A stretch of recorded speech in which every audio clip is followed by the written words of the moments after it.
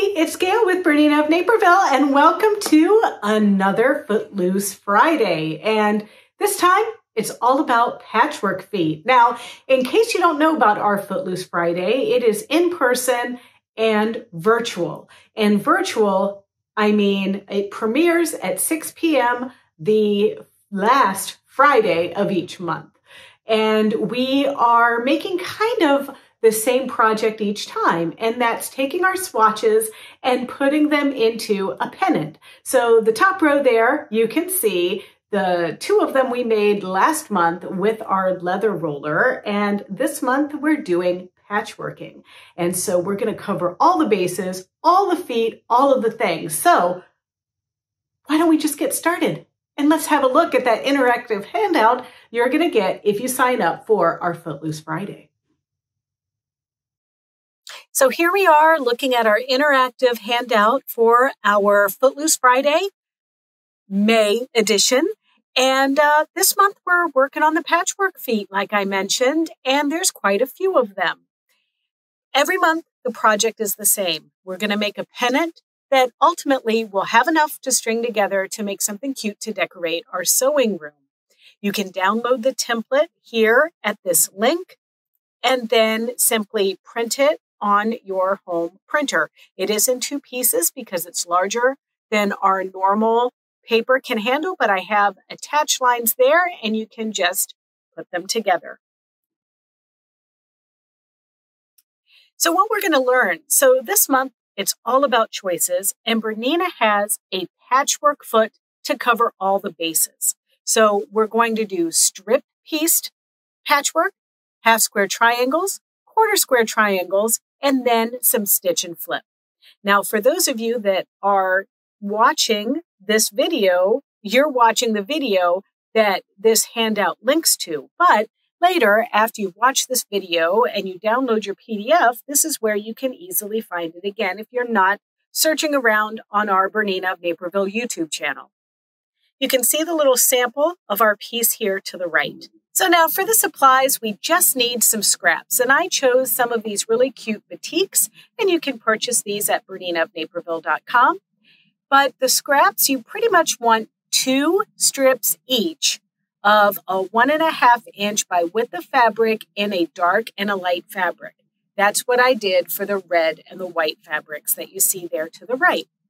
Then you're going to need 2 squares that measure 2 7/8 of an inch, and you're going to want those out of a green and a teal. You're also going to need 2 each of 2 7/8 inch squares for the half square triangles, and I cut 2 of green and 2 of teal in that size. And then you're going to need 1 of a dark fabric and 1 of a light fabric. I used orange and purple. And you're going to cut 1 square each of those colors at 4 1/4 inches. Then we're going to need 4 inches by 13 inches of your favorite color there for your pennant casing. Now there's some other pieces that we're going to cut for our stitch and flip, but I'll take you there in just a moment. So you might be wondering why 2 7/8 or why 4 1/4 inches? Well, the helpful quilt block formulas that I have down here in the corner are basically like, if you want to make a half square, you're going to take the finished size of that half square and add 7/8 of an inch. If you want to do a quarter square triangle, you're going to take the finished quarter square size and add 1 1/4 inches to that. And we'll talk about cutting this and everything in just a moment. You're also going to need a 1/2 yard of fusible woven. I just put that on the back of my pennant. And in this case, I used a purple for the backing and added that fusible woven to the back. It's not really necessary if you don't want to, but it helps makes the pennant a little bit stiffer. Then you're going to take cutaway stabilizer. And what I actually did is I took my template that I printed out and taped together, and I put the stabilizer on top of it, and I traced it with a Sharpie marker because I'm going to be doing the building of my pennant on this piece. You may need 505 spray or the 505 glue stick just to kind of keep our things in place so they don't wiggle around on us. And as always, a rotary cutter, mat, and rulers, printer paper to print your template, some small scissors, tweezers, or a sewing awl, and a water-soluble pen. All right, so let's talk about our patchwork feet. Like I said, there's a lot of them. You can see the pile right there.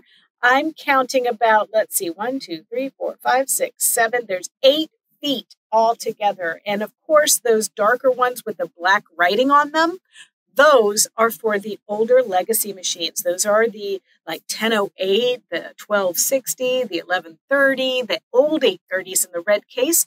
They still make those, and yes, they are included in our coupon. So for Footloose Friday, the cool thing is you can save 25% off with a special code that you're going to enter at checkout. But I'm not going to give you that special code unless you actually sign up for our Footloose Friday. So you want the code? Got to sign up for this. And you can do that right at BERNINAofNaperville.com. Search Footloose Friday, and there it is. And you can see we have them scheduled out for a few months. Before we get into some of this other stuff, I want to just take a moment to talk about 5.5 millimeter versus 9 millimeter capability. You might hear me talk a lot about that in this video. So 5.5 millimeter and 9 millimeter refer to the maximum width that the sewing machine can perform when you make a zigzag stitch or something like that. It also determines how far apart the feed dogs are going to be. If you have narrower stitch capability, then you're going to have narrower feed dogs and vice versa. So Bernina makes models that either have 9 millimeter wide stitch capabilities or 5.5 millimeter wide stitch capabilities. And of course, there are benefits of either one. With the 9 millimeter on our top of the line machines, you get a lot more definition in your actual decorative stitch. But some people who do a lot of piecing, little tiny things, slippery fabric, may prefer the narrower stitch capabilities, hence the 5.5 millimeter machine models. And in the current line, these machines are the B335, B435, B475, B485, B535, and the B735. So for the machines with a 9 millimeter stitch width, the straight stitch and the 5.5 millimeter needle plates are available. And the current line of machines with the 9 millimeter is B480, B540, B570, B590, B770, B790, B880, and we don't know about the new B990 yet. So let's talk a little bit about these patchwork feet before we get started. I've got a bird's eye view showing here on these feet, and you can see that not only do they have a very small opening for the needle, but they also have some other markings. So let's talk about that. So no matter what type of foot you're looking at, you'll see that first of all, there are notches, and there's a notch at the needle, there's a notch behind the needle, and there's a notch at the front, and they're on both sides of the feet. That is 1/4 of an inch in front of the needle, 1/4 of an inch behind the needle, and the line right at the needle. So that's what those represent. Also, you're going to notice that there are some different markings. So there is a marking in the middle of this little opening here on the foot. That's where the center needle position is. And from center needle position to the side of the foot is 1/4 of an inch.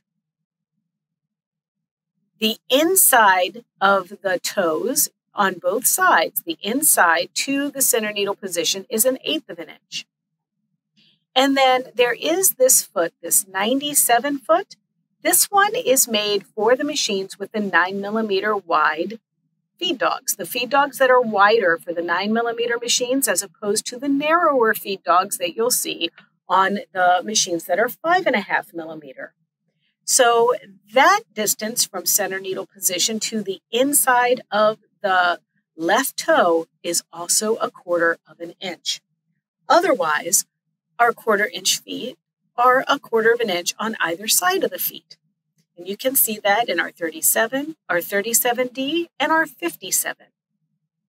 And then not pictured is the 57D. So I mentioned that there are different widths of feed dogs depending on what machine you have. So Bernina has almost as many patchwork feet as they make sewing machine models. So we're going to break down the following feet and why you may want to have them all as we get started with sewing. But in general, there are feet with guides built in, no guides, feet meant for dual feed, and feet designed for wider feed dogs. So let's explore why we need a 1/4 inch foot at all. And really, that's because if you look at over here on the left, we are looking at a needle plate on a 475. Now, a 475 is a 5.5 millimeter machine. And you can see that that 1/4 inch, I've drawn a line right here, that is where the 1/4 inch hits. So if we use our standard sewing foot, it covers that guide right there, and it makes it hard to see the 1/4 inch. If we look at the needle plate, this is from my 880 plus, you'll see that the 1/4 inch runs kind of down the middle of the right feed dog. Once again, making it really hard to see. So having a narrow 1/4 inch foot is valuable for my vision so that I can, create my narrow 1/4 inch seams. And there are so many patchwork feet. So here is a sample of how many number 37 patchwork feet there are. Now, number 37 is the original. That one, it came out first. And here in the dark there is the legacy foot for a legacy machine. So this means that these will not fit the new style Berninas. These are for the old 830 with the red case, 1000 series machines that are pretty much mechanical or have the red LED lights, things like that. But here's a newer version that you can see here. And then there's even a dual feed version. You can see it's got the coating on there. The shank of the foot is split for pulling down that dual feed mechanism. And these can all be used with the 9 millimeter machines. It's just a matter of, do you need something a little bit more robust that covers all those feed dogs or whatever, but they can be used. And the number 37D foot for the Bernina models with dual feed. So you have some people like the dual feed number 37D because it's symmetric on both sides. So this makes it easy to make the half square triangles, which I'm going to show you in just a moment. Another patchwork foot that is really valuable, and this one kind of came out next, is the number 57. Now that's just like the 37 that I showed you, only this one has a little wall built right onto the foot. And there, once again, you can see this one with the black writing on it is for the old style Berninas, whereas our new style have the red writing, and you can see that there is one for the standard 5.5 millimeter capability machines with the narrower feed dogs, and then there is one for the dual feed, and the dual feed machines have the 9 millimeter wide feed dogs. But you can use either one of these on your machines. There are some thoughts out there that you cannot use these feet on your 9 millimeter machines, but you absolutely can. Then Bernina came out with a patchwork foot for the 9 millimeter machines. And there's two of them. There's 97. And now we can see that it's a 1/4 inch on one side, but 3/8 inch on the other side. And there's the dual feed version of the foot. And then you can also see that it comes with a seam guide here. And this seam guide is attached to those little screws that you may or may not have known what they are on your machine. And the 97 is great for the Bernina 480, the 540, even the Artista 180, 185, 200, 730, and the Aurora 435 and 450. And of course, you can also use it on the dual feed machines, but then you may want the dual feed foot for those models. And unfortunately, there is not an option for legacy machines because there's really only one model machine that it would fit, and that would be the 1630, which one model, it's just, I'm sorry, ladies and gentlemen, for the 1630, it's just not going to happen. One disadvantage that some might think is that this foot is wider on the left side than it is on the right side. However, Like I mentioned, the center needle position to the inside of the left toe is 1/4 of an inch, so you can still make your half square triangles with this. And of course, I'm going to show you how to do that. And let's talk about one more thing about needle plate holes. It's a fascinating topic, isn't it? There is a weallsew.com blog post by Sylvain, and he has written a fantastic article, and you can read it here. And in our interactive handouts, you just literally click on a link and we'll take you right there to this topic. And so you can see here that there's straight stitch, 5.5 millimeter, 9 millimeter. There's all kinds of options. And believe me, he is thorough and he has covered all of the bases.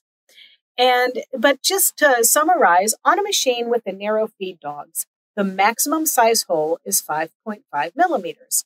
On a machine with the wide feed dogs, the maximum size hole is 9 millimeters. And for some, especially with working with lots of seams, tiny pieces, bulk, etc., it's important to have firm contact of the presser foot with the machine or the needle plate to create a smooth flow of fabric that doesn't twist or bend while sewing. So the straight stitch needle plate prevents this. The needle hole is at 0 millimeter and it prevents flagging. And flagging is a term used when the needle pulls the fabric up and down as it's stitching, preventing the thread to be picked up at a precise time. And you can see here, this is a little blurry, this image, but this is where the opening is stabilized. This is the fabric. It hasn't moved anywhere, right?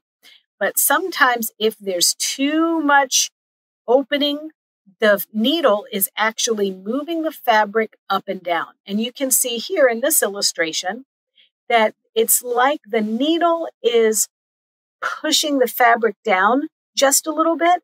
And sometimes that can make a difference in how accurate your 1/4 of an inch seam is. So that's why it's a good idea to consider using a straight stitch needle plate. And a straight stitch needle plate is still available for almost all of your Bernina sewing machines. So let's get started with our project.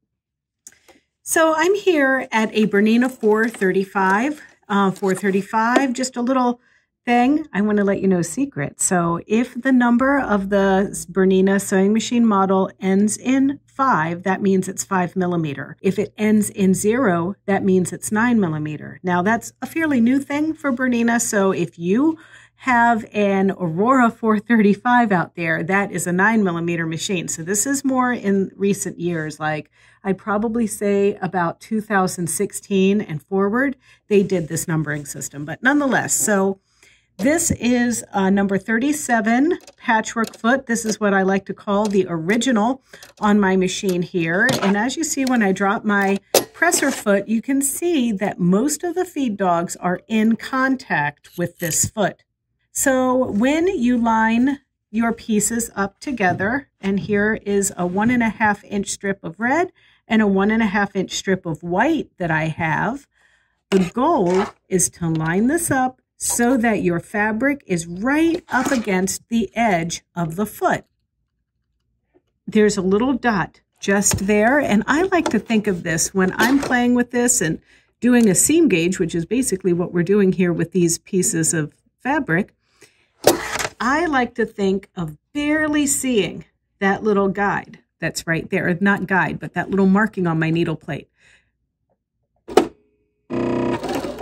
So now let's stitch, and we're trying our best to keep everything nice and straight.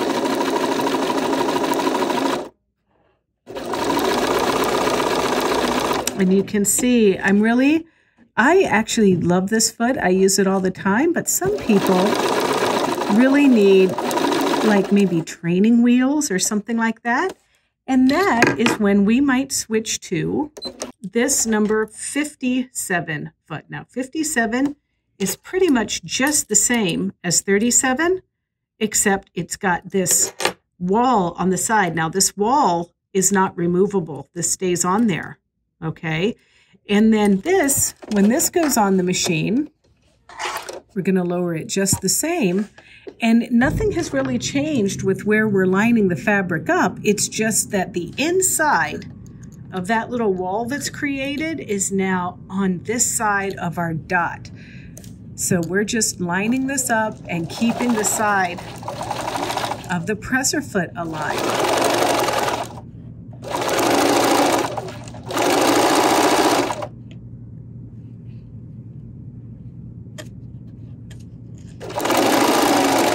And then just like any patchwork, it's important to also make sure that you've cut accurately and that you are laying your fabrics on top of each other accurately.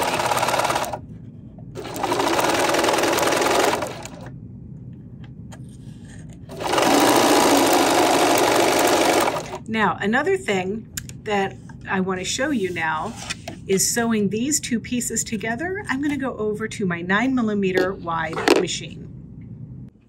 Now for piecing, that little 435 is great, and it's on sale this month or through May 31st. Some people really like it because it has the same bobbin system and everything as their larger Bernina, and it's great for piecing if your larger Bernina is in embroidery mode or something like that. But now we've hopped on over here to our Bernina 790 Plus. This is going to be the same that I'm showing you no matter if you have a 790 Pro, a 790 Plus, a 790, a 780, the whole bit.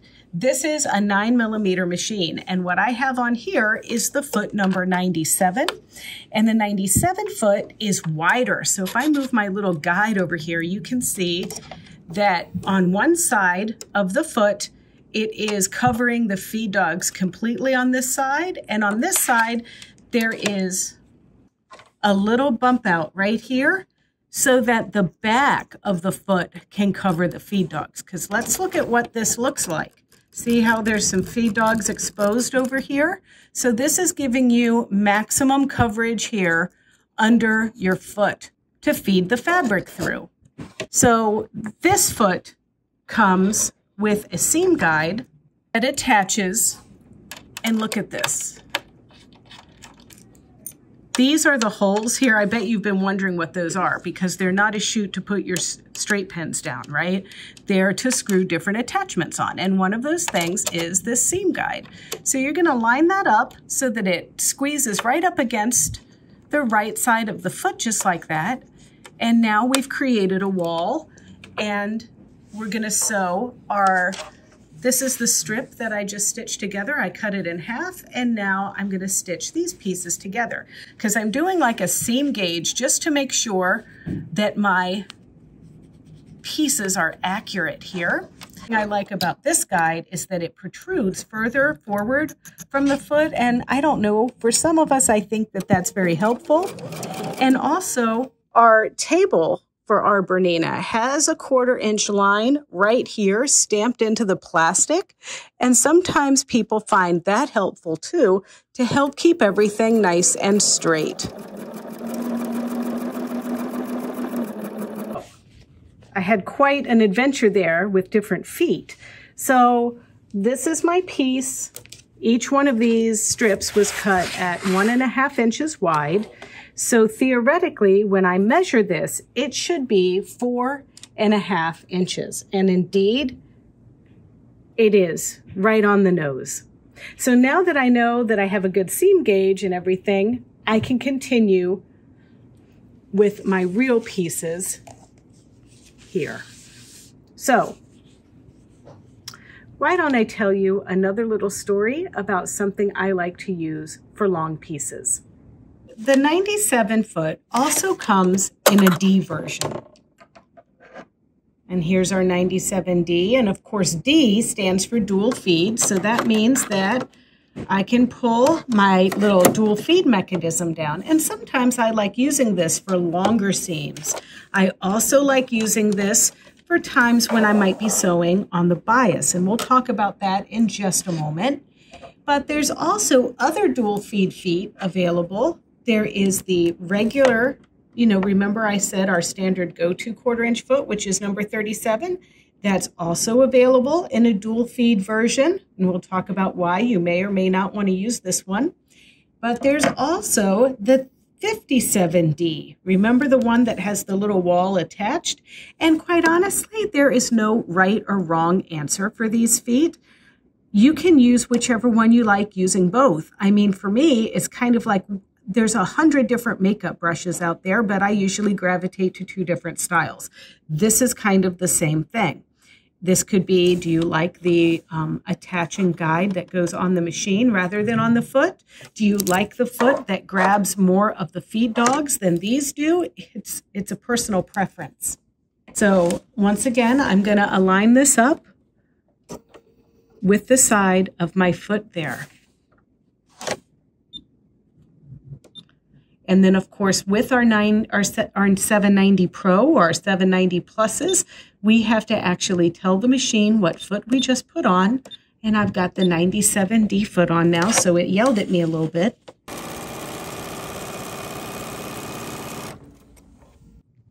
So now I want to just simply cut 1.5 inches so that I have a total of 10. Now, in general, I always recommend that you use the same foot throughout the project for 1/4 inch piecing, but it doesn't really matter. It's more like what we get used to looking at as far as guides and everything. But I'm going to go ahead and just chain piece using our same setup here. And when I piece these little guys together, I want to make sure that each time my white piece is right up there at the start.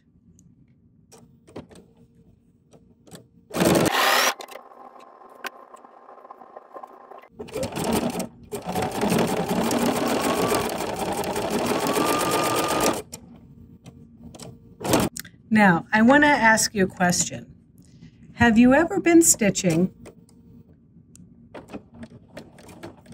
and your fabric gets stuck down in there? I couldn't really replicate the issue. Of course, I can't replicate the issue when I'm trying, but sometimes that's because you have a 9mm wide needle plate on here, and sometimes you want something that can help stabilize the fabric underneath. So I'm going to just temporarily take my foot off here and everything to show you that you can remove your needle plate and switch it out for a single hole one.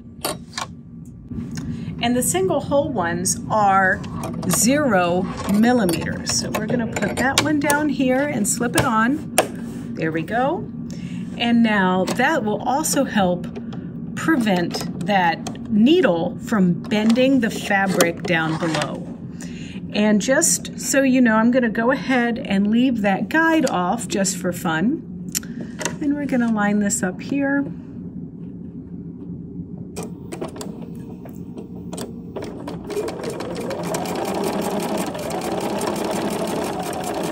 Now also I'm working a little bit with batiks, and batiks tend to be a little bit heavier, and they have some dye and starch and stuff like that in there that probably prevented that from getting sucked under.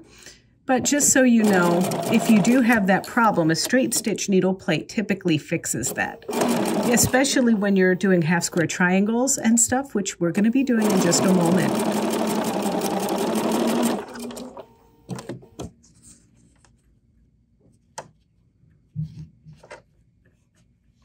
And you can even get a straight stitch needle plate for your 5.5mm machines. So they're available even for the Artista and Virtuosa lines. You can still get them. So these are the pieces that I drew a line on that we don't want to cut. These are cut 2 7/8 of an inch, which there's a magic formula, and that magic formula means that these are going to be 2.5 inches after we create them. So let's go ahead and use either our 37D or our regular 37 for this, but then I'll show you where on that 97 foot is the 1/4 inch from the needle to the left. So let's start with these feet. So here's a 37D and a 57D. And for this application, I don't really want my 57D because see how that little bar kind of dips there? I don't like how it kind of pushes on my fabric like that. And if you had the 5.5mm machine, you can see here that that 57 foot really has a dip lower than the foot itself. So we don't want that one because that's really going to push it in as well. This one is just a wee bit flusher with the foot. And part of that is so that bar or this guide doesn't rub for a long period of time on the feed dogs there. So we're ruling out our 57 feet for this project. So basically we're to 37. There's our favorite. That's my favorite. I use this one all the time. Or our 37D. We also have our 97 and our 97D. And the only thing is sometimes let's just do it with one of our 37 feet. It doesn't really matter in this application. So let's just put this one on here, and we have to remember we have to tell our machine that we have this foot on.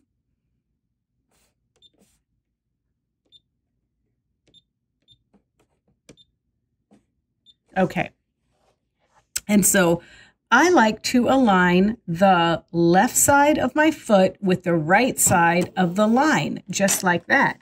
And another thing that's really cool that I like to do is if you notice that your patchwork feet have notches here, right at the needle, and that's there, then there's a 1/4 of an inch marking behind the needle and a 1/4 of an inch notch in front of the needle. Well, theoretically, I don't really need to start it there. I have nothing really to sew on, but I want to start this just there, just like that, and this is just up against that line. So now I'm going to stitch.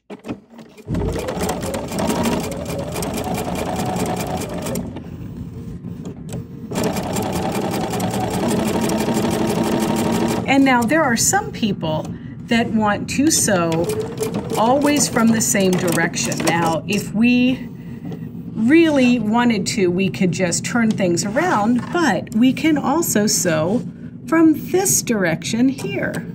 See that? And now we have sewn our seam a 1/4 of an inch from each line.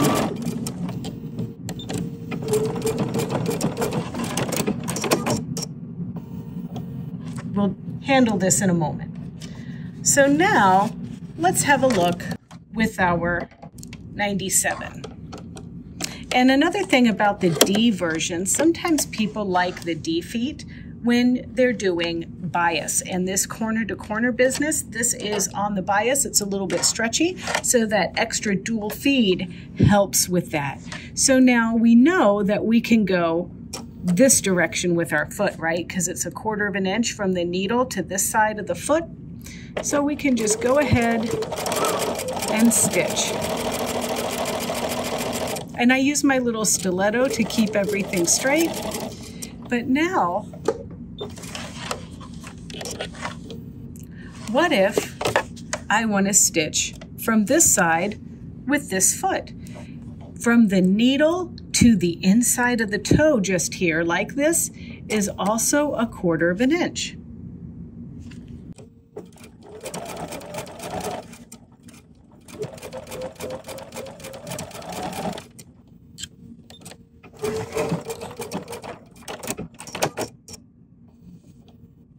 Now, you may also be curious about some of the other markings on the foot after seeing that. From the needle to this little piece, this little indentation, the front edge, the front left edge of the right toe here is an 1/8 of an inch. So an 1/8 from here to this marking and an 1/8 from here to that dip. And that's pretty much the same on all of the feet. In this case, our 1/8 of an inch marking is this line right there on the foot is the equivalent of this dip. See that? Just so you know. And then also to the needle to this side of the foot is 3/8 of an inch on this side, just there. So we've done our stitching, and now it's safe to just cut down the drawn line of our half square triangles. And I'm going to press these to the teal.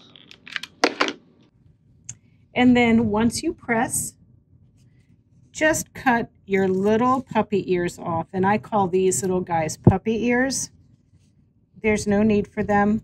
They just add bulk, so we want to remove them. Let's grab one of these guys, and this should measure 2.5 inches.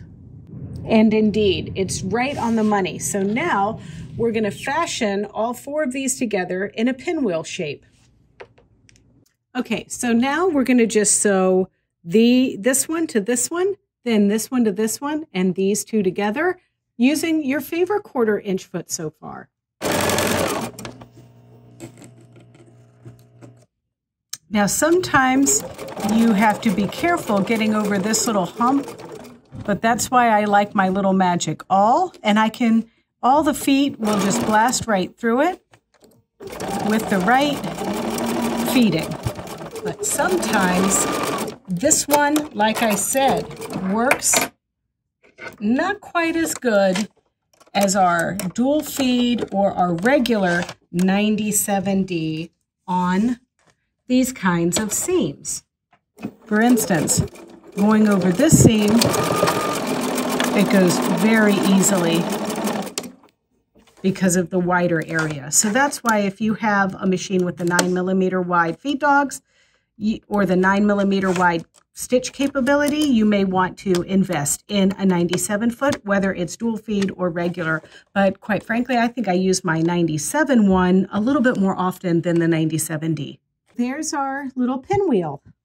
And so now we have 2 examples there. So I cut the 1/4 square triangles from the 4 1/4 inch piece. And when you cut the 1/4 square pieces, you take your 4 1/4 inch squares. They have to be exactly placed on top of each other. And then you're going to cut corner to corner and then corner to corner without moving so that you don't compromise the angle. And now you can see I've lined them all up here like this because the idea is that we want to sew these all the same direction. And much like our 1/2 square triangle, these pieces are on the bias.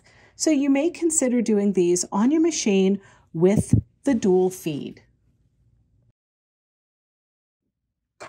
I think I'm going to choose my number 50/70 foot for this application.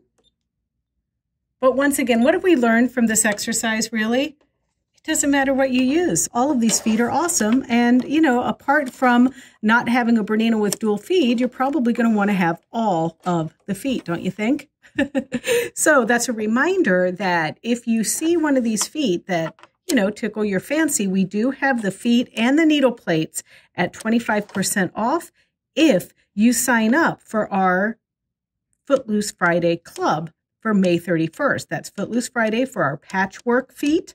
And what happens is you sign up for that and you get an email direct to your inbox with an interactive PDF handout that has written instructions for our little exercises and pretty much all of the things that I've covered in this video and a little bit more because we have hyperlinks to other useful videos and articles. So also in there is a special code that allows you to get your 25% off, but only if you sign up for our Footloose Friday. Okay. Now that's out of the way. So now we're going to continue stitching our 1/4 square triangle. So this is one of those situations where it's possible that your machine, if you didn't have that straight stitch needle plate on, could eat your little corner there like that, you know, because those are easy to get sucked down into the machine. So that's why I knew we were doing this exercise. So that's why I made sure that at some point in this video, we changed to that straight stitch needle plate. Now, when you put your straight stitch needle plate on, it's also important to tell your machine that you're putting the straight stitch needle plate on. Otherwise, if you forget and then you go to do a zigzag stitch, you could break your needle, right? Now, of course, if we have our foot on here, the machine also knows that I can't do a zigzag with my 57, my 37, my 97 or whatever, but it doesn't have a sensor that knows that you have the straight stitch needle plate on. So you want to make sure you use that security program to make that adjustment. And also, as you're sewing these pieces together, you want to make sure, if you want to have pretty little 1/4 square triangles, you want to make sure that you're always sewing with the same color on top like I am with this golden color. And after a little trip to the iron, they've been pressed to the purple side, and now we're going to sew the two halves together and we have our quarter square triangles. So after you press your pieces, you're going to measure them, and these should measure 3.5 inches exactly, and they do. Then we're going to take one and sew it to the other using our 1/4 inch seam allowance. So here is our piece of template. If you were with us for last Footloose Friday, which was last month in May, you probably saw that we are making little pennants, and you make your template by taping them together like this. And then you can just make one template and take it through the whole series, or you can make a new one each time. It's whatever you choose. But what I'm going to do is trace this onto my heavy cutaway stabilizer, because that's going to be the base of my pennant. And I'm just going to trace this with my Sharpie marker. Nobody's ever going to see this. It'll be fine. Now, we want to look at it pennant shaped, right? The point goes to the bottom like this. Then the idea that I was thinking of is that my pinwheel would go at the bottom like this. Then my little quarter squares would end up being somewhere like this. And then my top piece would be up here like so. So I'm going to line this up just a little bit closer to the bottom.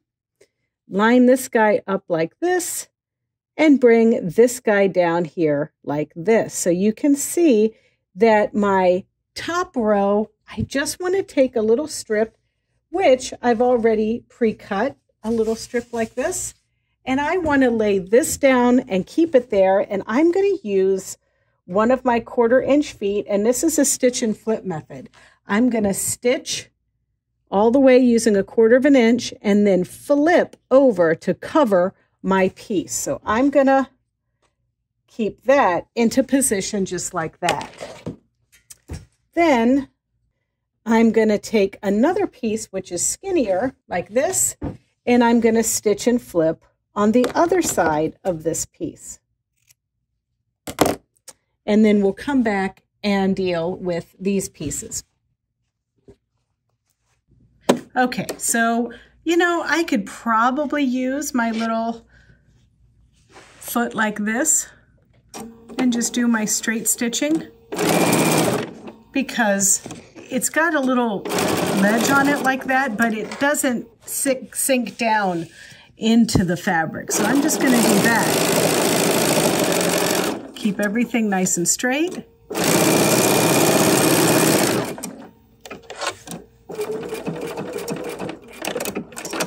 And then I'm going to turn this around and go this direction.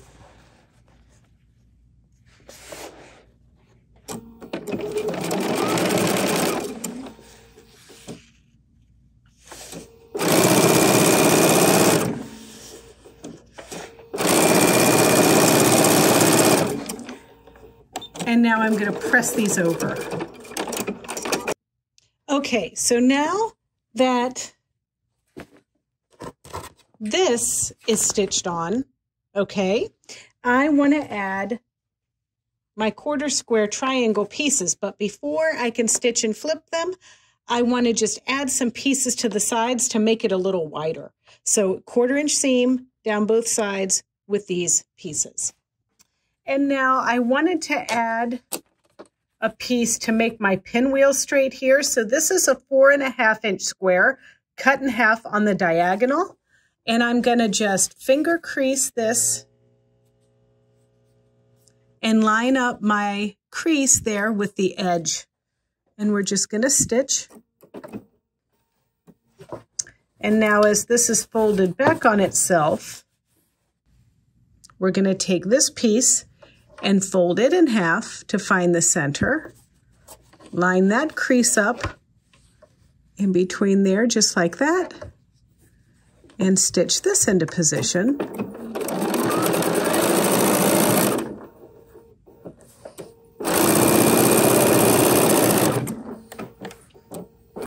And now that I have this at this level, all I want to do is just create a nice little straight seam about 3/8 an inch away from my point there.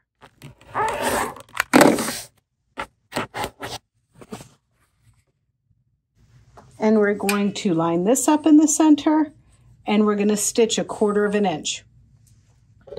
So once you get everything lined up, everything's cut, everything's pretty, and you got something pretty cute, you're going to layer everything and do a little zigzag edge around the edges, and then add your casing that is simply 4 inches by 13 inches with the short ends tucked in 1/2 inch, and then it's folded in half. It's folded to the center, and then folded in half to create the casing for your drawstring. And now, my little darlings, do you see something wrong with this picture? Now, first I've put my number 20 C foot on here so I can do my little zigzagging and see where I'm going. But do you see a particular problem? You got it. I'm not going to be able to stitch or create a zigzag stitch because my machine thinks I've got my straight stitch needle plate on. So what I'm going to do is pop that guy off, put this guy on, and then tell my machine that I'm using my 9mm stitch plate. Now I can pick my zigzag stitch, and I've got my 3.6 by 1.5mm straight away there. And I have purple thread in the bobbin and purple thread on top. And finally, I'm back to a straight stitch, just sew my casing on for the drawstring that we're going to put in our pennant. But I'm using my 37D, and I'm going to line up the edge of my fold here with the edge, inside edge of my left toe. Not this part, but the front toe.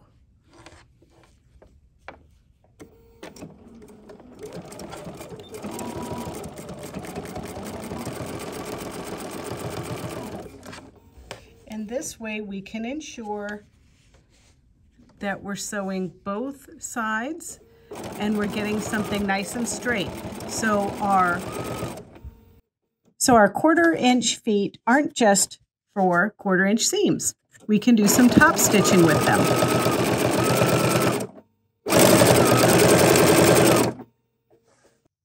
All right, what do you think? Wasn't it fun? Do you feel more confident now with your 1/4 inch seams? Do you want to tackle a new project, a new quilting technique? Oh, come on, let's do it. So I thank you so much for watching, and stay tuned for next month when we cover the edge stitch foot number 10, number 10C, or number 10D. And if you want to see more videos like this, don't forget to check out our BERNINA of Naperville YouTube channel. It's easy. It's youtube.com/BERNINA of Naperville, and there you can like, comment, and subscribe.